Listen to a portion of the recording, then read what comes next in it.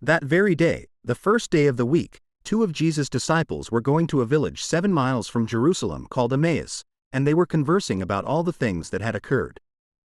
And it happened that while they were conversing and debating, Jesus himself drew near and walked with them, but their eyes were prevented from recognizing him. He asked them, "What are you discussing as you walk along?" They stopped, looking downcast. One of them, named Cleopas, said to him in reply, "Are you the only visitor to Jerusalem who does not know of the things that have taken place there in these days?" And he replied to them, "What sort of things?" They said to him, "The things that happened to Jesus the Nazarene, who was a prophet mighty in deed and word before God and all the people, how our chief priests and rulers both handed him over to a sentence of death and crucified him. But we were hoping that he would be the one to redeem Israel, and besides all this, it is now the 3rd day since this took place. Some women from our group, however, have astounded us. They were at the tomb early in the morning and did not find his body. They came back and reported that they had indeed seen a vision of angels who announced that he was alive.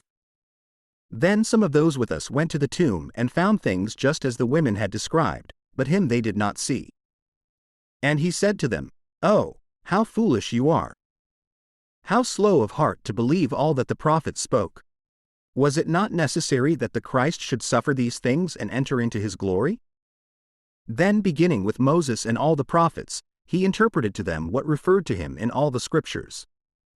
As they approached the village to which they were going, he gave the impression that he was going on farther.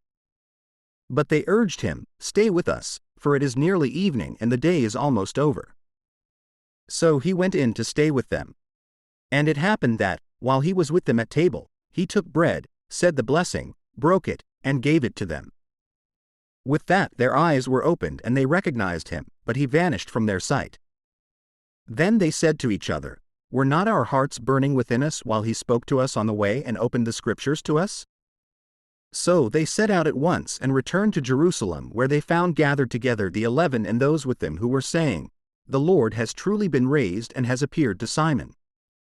Then the two recounted what had taken place on the way and how he was made known to them in the breaking of the bread.